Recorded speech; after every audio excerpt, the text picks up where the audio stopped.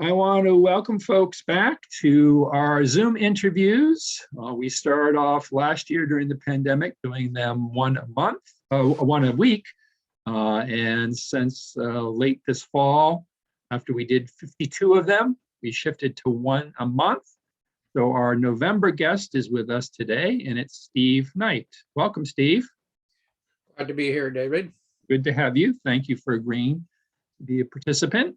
And Steve has many connections over the years. I'm a little regret that I didn't get him in the first 52 because he's been a great supporter of the library over the years as a teacher in different venues, and we'll talk about that in a moment. But one of the things I'm remembering about you, Steve, is that you actually knew of Margaret Chase Smith from your own life. Can you tell us what your connections to Margaret Chase Smith were? Well, I never met her personally because I really wasn't in Maine regularly living till 74. But before that, I was either in Connecticut, I went to school in England, I went to college upstate New York, and then graduate school in Virginia. So, and of course, those were the Vietnam War years. Mm-hmm. And so I wrote her some letters, which I'm amazed how polite they were. Mm-hmm. But I always knew that if you wrote a polite opinion, it was going to have more impact, and there was no reason not to be polite. And she did write back. I don't know where those letters are, somewhere in my archives, probably. I gave Angie some of the ones I wrote to her that Angie didn't have for some reason. Our former librarian who recently retired. Yes. Yeah. Yes. So I like to feel I'm in the archives. But, you know, she was a politician who stood out for integrity. Even if you disagree, you still recognize the integrity, the hard work, and that she truly represented the people of Maine, and also the nation with their international status. So, you know, I don't remember exactly when I caught on to bringing students up to the library. Well, we'll transition to that because what had happened is that after Senator Smith passed away, attendance at the museum and library fell off very sharply because so much of the attraction had been to come and see Margaret Chase Smith. And so the board of directors decided, well, if they're not coming to see Margaret, then we need to give them a reason to come. And they set aside a certain amount of money to make that happen. And what we eventually decided to do is to use that money to support projects that young people were involved in. We would see in the newspaper different projects they got involved with. And so I think that's how you first came to my attention, is that you led a class down at Lawrence High School in Fairfield, Maine. That was a leadership class. And I'm going to do a share screen to show one of these classes. And perhaps you could talk about the leadership class and some of the things that you did in it as I show that picture from 1999 or 98. Yes, and the gentleman with the beard next to me is Eric Brown, who's still teaching at Lawrence High School. Yes, he's always very enthusiastic in everything he does. So he brought a lot of life to this class. But the whole idea of the class, when it started in like 1986, was that students had to learn leadership not by reading about it so much, but by doing it, by organizing community service projects. By the way, David, I just recognized a woman right behind me in black. Right here. She ended up working at KVCC for a while. She's at University of Maine now. Michelle Gagney, and she was always telling people at the college about the leadership class. Our counselor at KVCC was in the leadership program, and her memory is camping out at Foster Field in Baxter Park and having a bear with us all night. And the next night we captured it because the Rangers brought a bear trap up to capture it live. And we captured it. Mhm. And not many people can say they captured a black bear. Yeah. So yeah, that Michelle just looking at that now, that came right back. Mhm. So you mentioned that one of the things that the leadership class did was community service projects. And do you have a memory of what that first project was that got you invited? Because I suspect it was a Christmas support program. We would adopt a family, usually Benton Elementary or one of the other elementary schools would identify a family with kids eating a full meal, presents for the kids, and the presents were not really toys. They tended to be that we were given, they tend to be clothing, coats, hats, things like that, very practical things, boots. Whether that was actually the first one or not, you know, I struggle with last week, so remember. well, Because we started the class in 1986. I didn't realize it went back that far. So it was already going on for a dozen years before Yes, you even came to our attention. Yes. Yeah. Yep, you must have been sleeping at the wheel, but Well, I only started here in 1997, so okay, there you go. I have somewhat of an excuse. So yeah, the first teacher who set it up with me, a science teacher, Frank Davis, Okay. and he retired in 93 to go to Medway to take care of his mother. And so that's when Eric Brown there joined the class. And so we did the very often the Christmas projects, but we sometimes fixed up homes. We firewood for people. People had no front doors.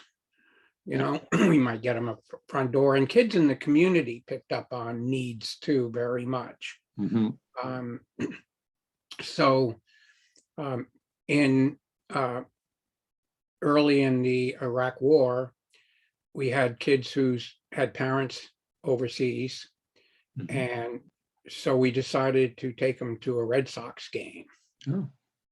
And so we raised the money, we figured out how to get some tickets, and chartered a bus, and had one student to chaperone each two or small groups, because the tickets were scattered all over Fenway.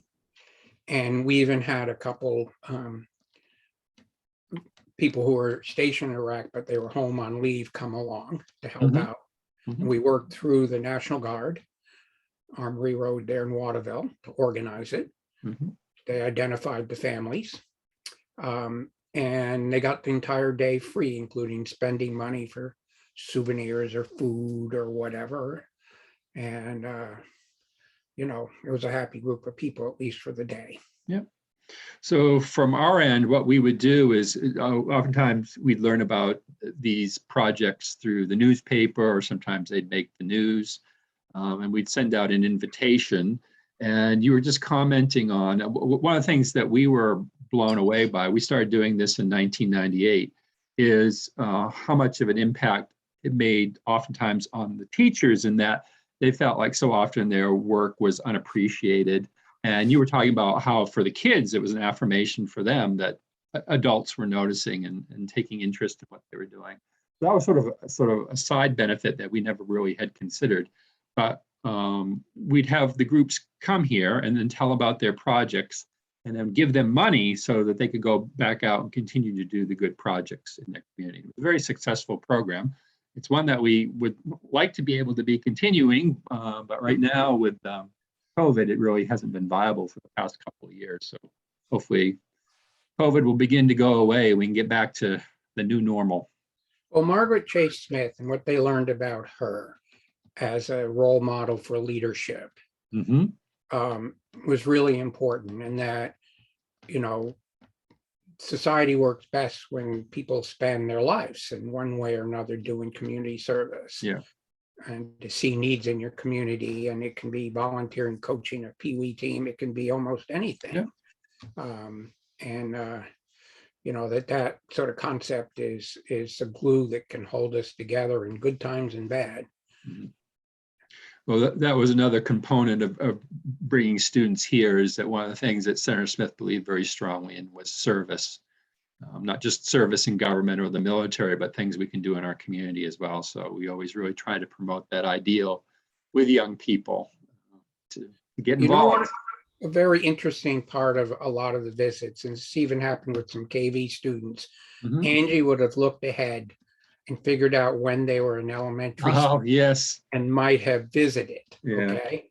And they would see themselves as little kids having Yep. come here.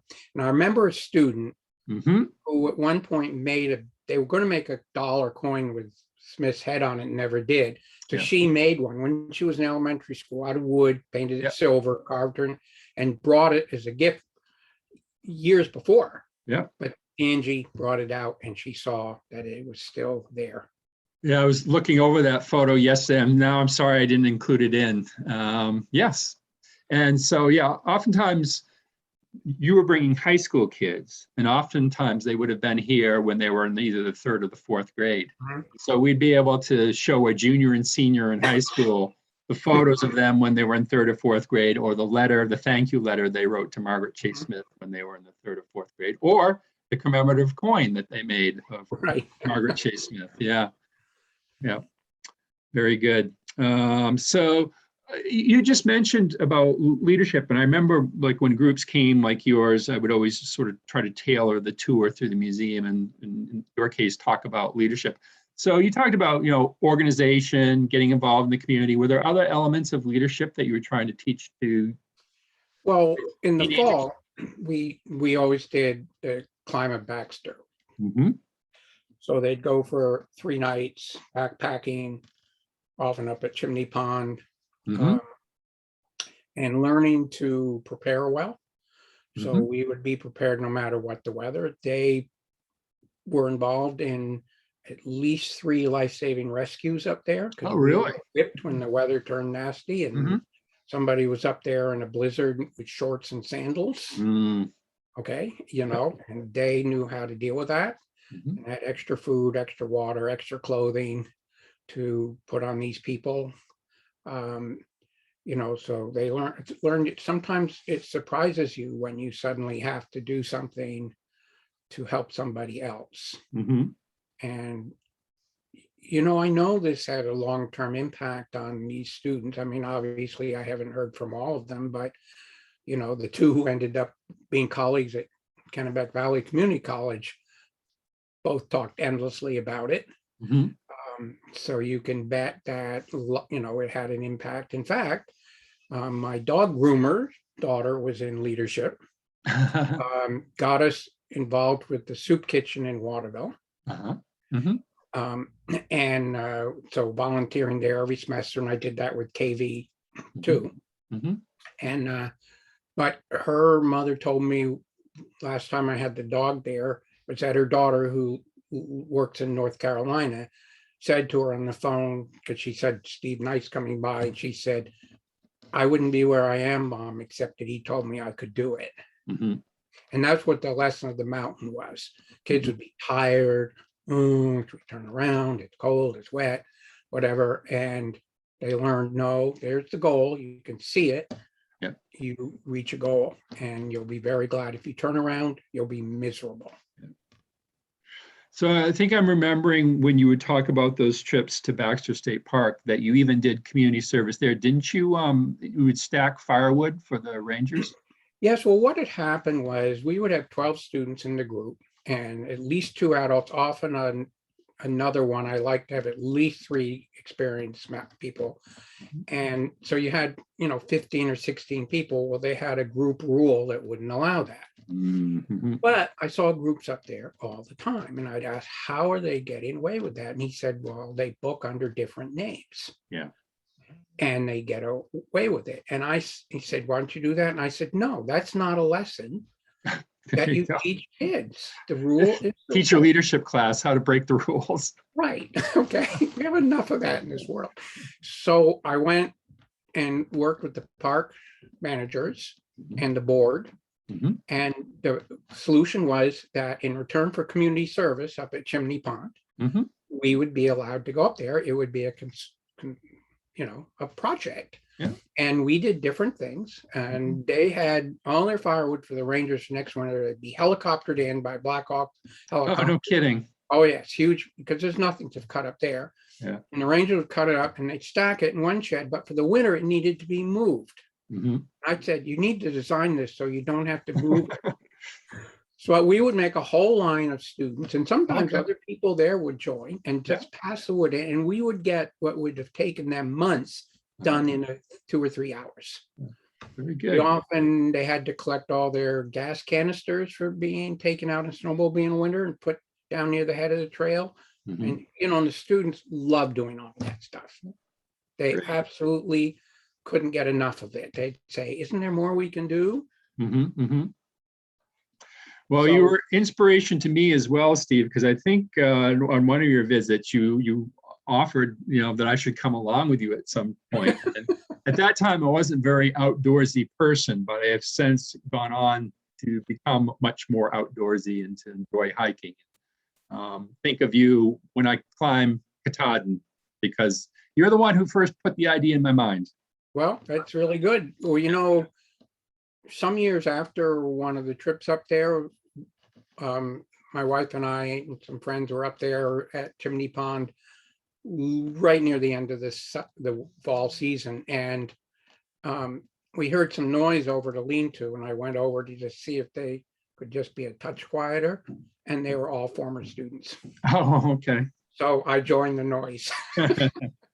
Very good.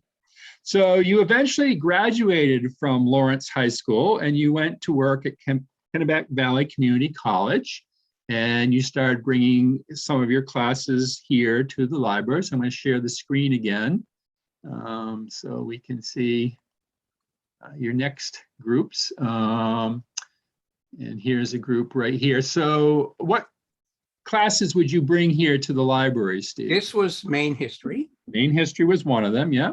Yeah, and I think I brought humanities probably because I was really teaching them how to do research. Yeah. So here's a picture of them, one of the classes in the research room. Yeah. So I'd take them to special collections at Colby. Yeah. And even now remotely, I'm having students, Aaron up there is finding materials, digitizing it and getting it to them. Mhm. But it's not the same as being in the library, seeing how people research, because most students hate history because they just read textbooks and memorize in high school. Mhm. And I don't teach that way and never did because I hated them when I was young. And so the more they can do hands-on. So before we started this, you mentioned Gloria Norwood, Mhm. older student, she was a grandmother. Yep. And she did research up here, and she did a lot of research at the special collections at Colby, and found out what happened to a Colby student in World War I who's Canadian, so went in the war in the beginning, and Colby had his letters. Mhm. And so they happened to be the family was from where Gloria grew up. And so she knew the family, and he had disappeared in the war. Mhm. But when I was over at Ypres in Flanders there, I found his name on the wall there of missing soldiers, Mhm. that his name existed, hadn't been totally forgotten. And she sent all that on to the family in Medway. And they hadn't known that. They hadn't even known the letters were at Colby. Mhm. So there's where a student does some primary source research that impacts somebody else's life. Yeah.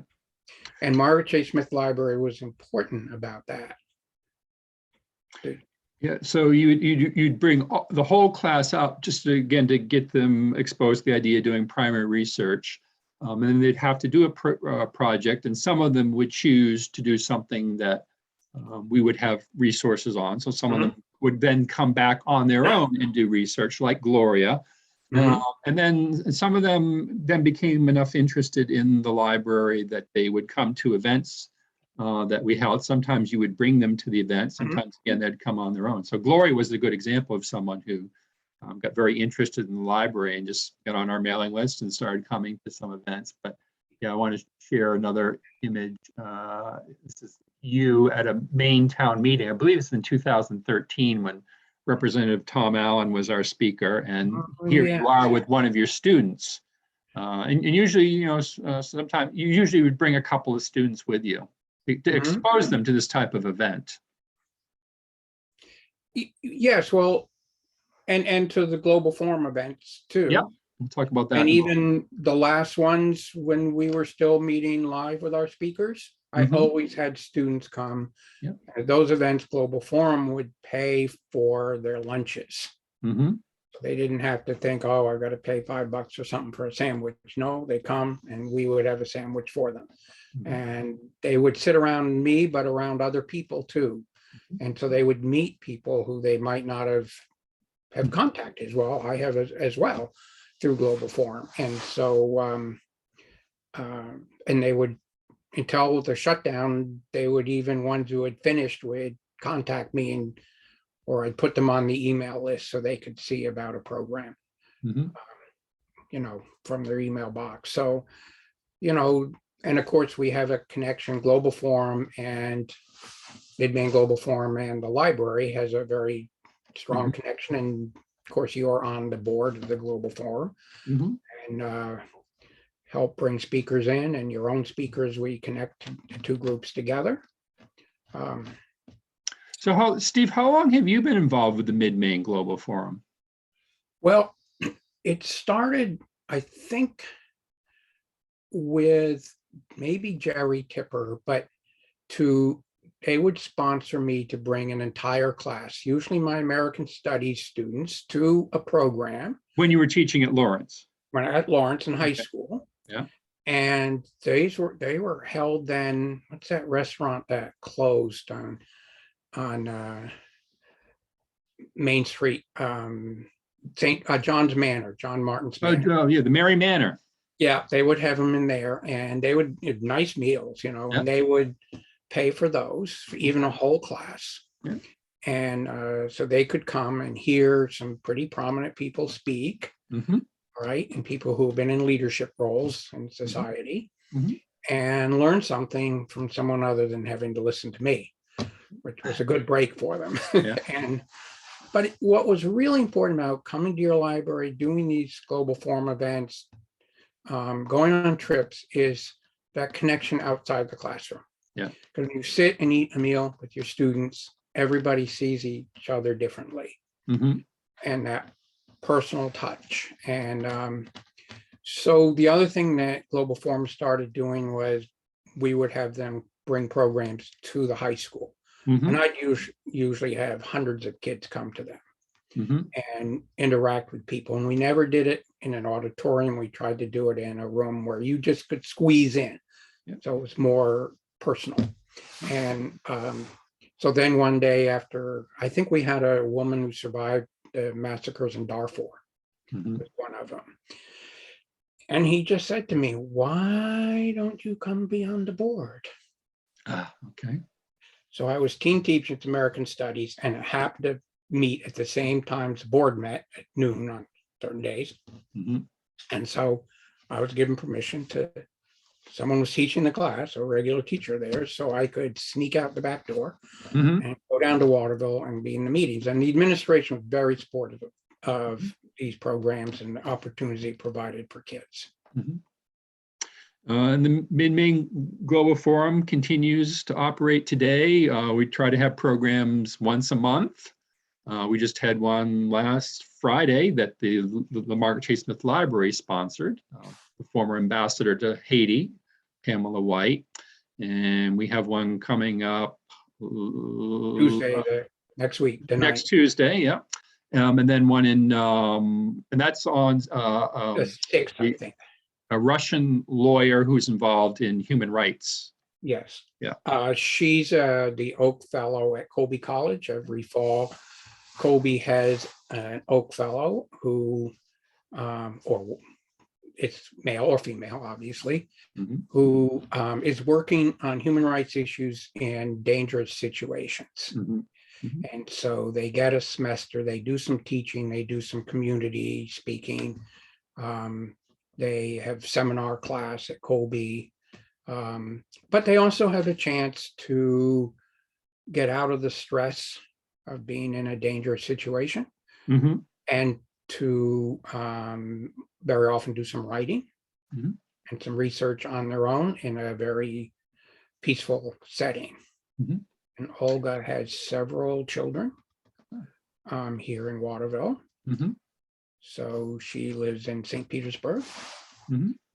So it should be a very interesting program. And if people are interested, they can go to the Mid-Maine Global Forum website, Mhm. and then there's a place where they can register. Says register, that'll go to the sign up. Yeah. And I'll be sending the link out this weekend. Yeah, we've had to do these by Zoom during the pandemic. Right, Yeah. right. So, but we've actually had more people where we averaged 40 when we did it Yeah. at new downtown Colby building, or we've had different venues.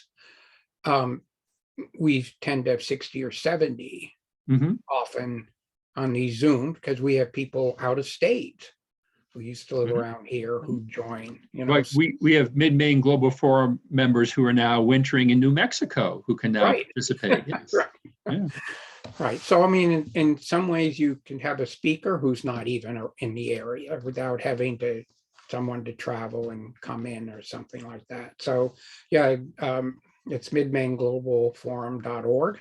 Mhm. Um, You maintain the website. I try. Yeah. It's not my strength in life, but I've had to learn to do a little bit of HLM coding, Yeah.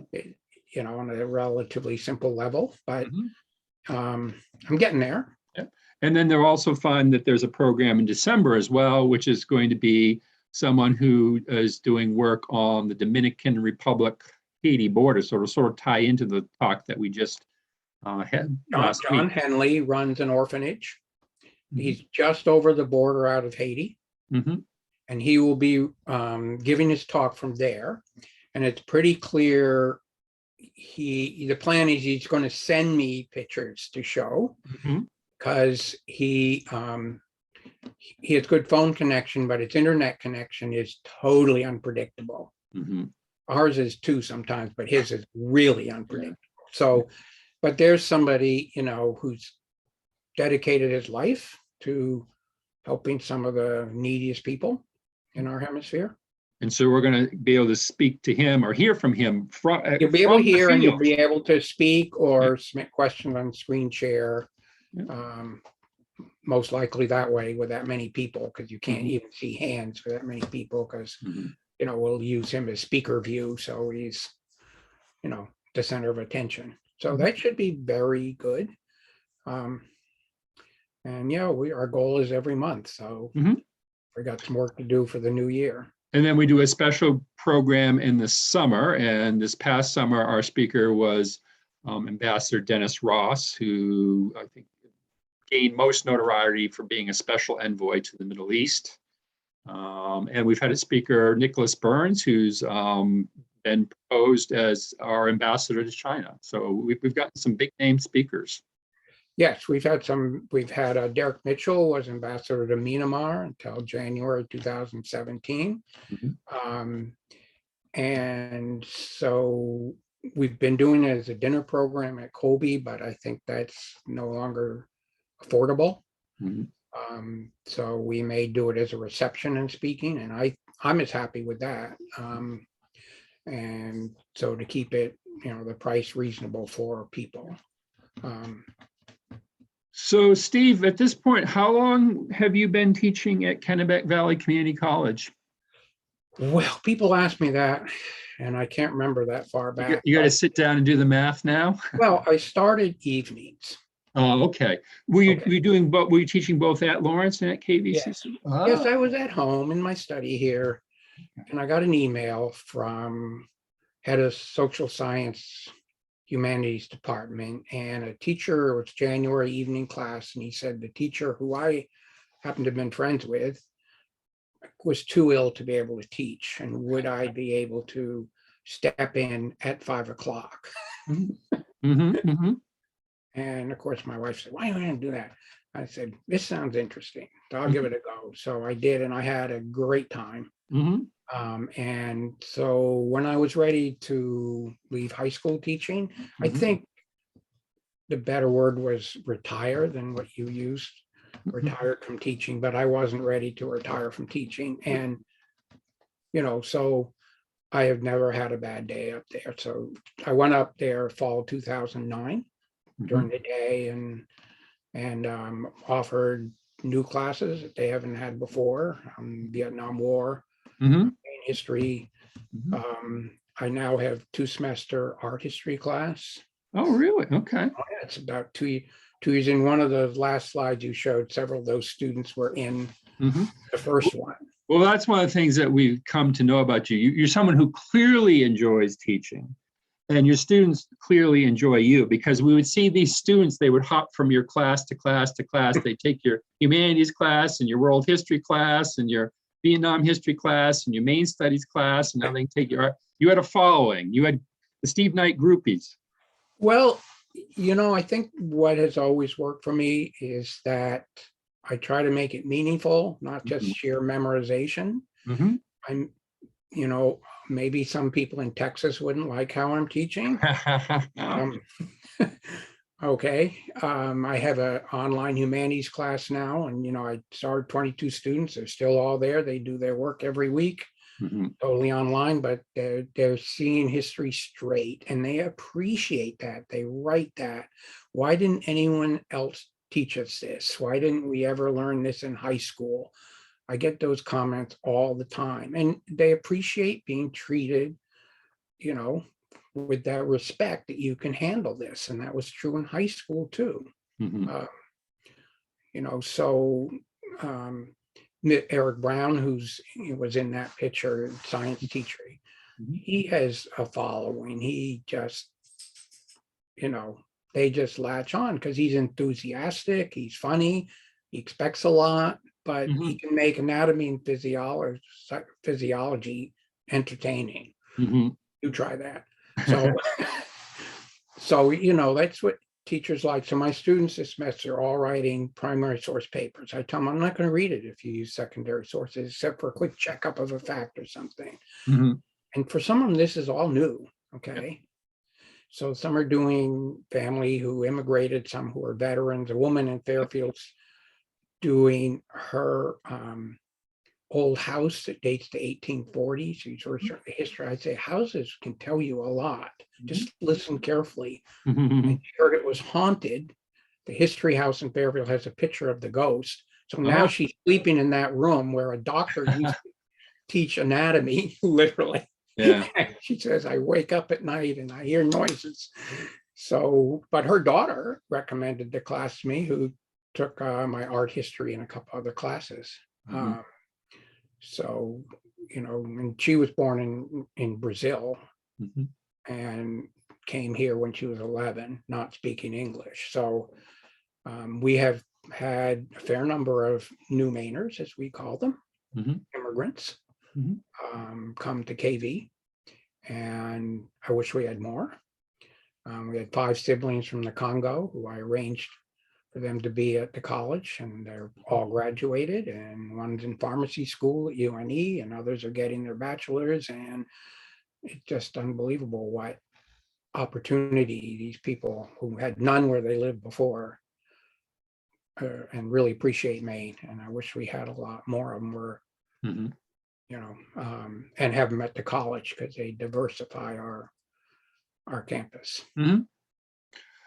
So because we started this project during the pandemic, one of the questions I'd like to ask people is how the pandemic has affected their lives or their work. So what's teaching been like during the pandemic? Well, when we left for March vacation, that was like March 9th, 2020. Yeah. Right. We were told that the vacation would be extended a week because we would then be at home, and we all had to figure this out. And that meant we were using a platform called Blackboard then that was pretty awkward. Mhm. And so you might need to use that Zoom.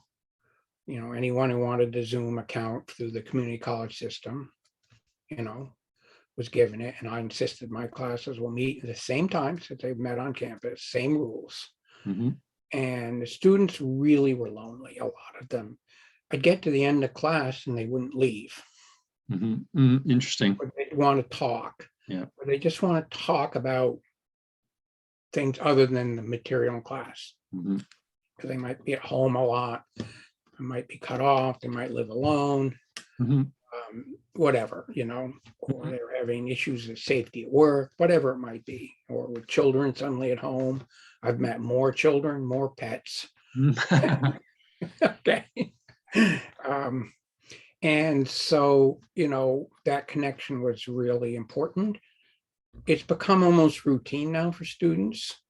My classes on Zoom are in the evening because enrollment was really down, but they figure a lot of people are back at work or their kids might be home. And as soon as the classes were put in the early evening, then enrollment really climbed. Mhm. I struggled to stay awake, but so it's not like being in the classroom. We thought in the spring we would be back in the classroom this fall. Mhm. And that I said, I don't want that last day in a classroom in my life to be March 2020. Yeah. Yeah. Okay. So, anyways, my dog just walked in the room. I see him.